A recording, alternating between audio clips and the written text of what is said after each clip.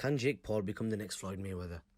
Jake Paul raked in $40 million last year from 3 boxing fights, one of them against UFC Hall of Famer Tyrone Woodley and UFC legend, the one and only Ben Askren. The fight clock is brought to you by Modelo.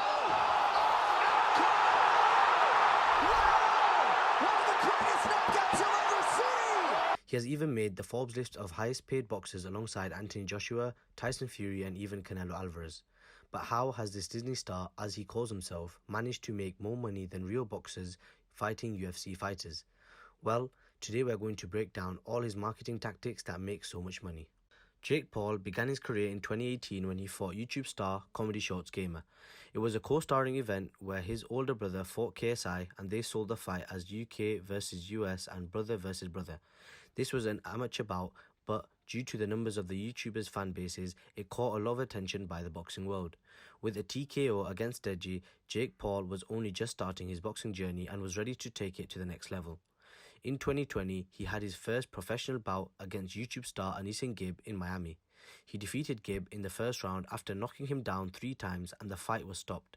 Paul said he made 8 figures from the fight. "My deal was built into the back-end structure of how well the event performed," Paul explained after.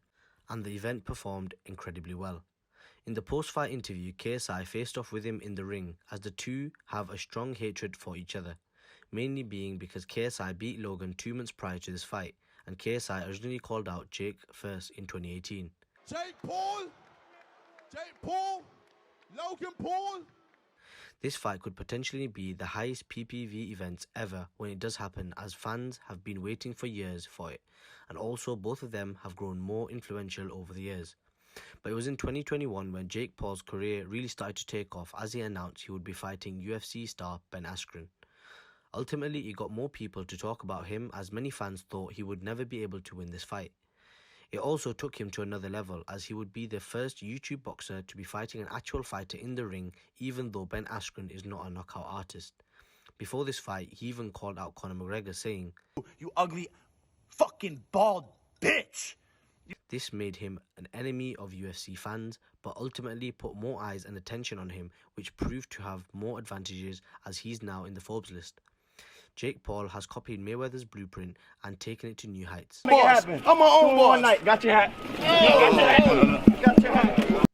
Floyd Mayweather was notorious for flexing his money and making most boxing fans wanting him to lose his 0 losses on his boxing record, which is why he was able to make so much money in the sport. More people were paying to watch him lose than to win, but at the end of the day, it was making him millions.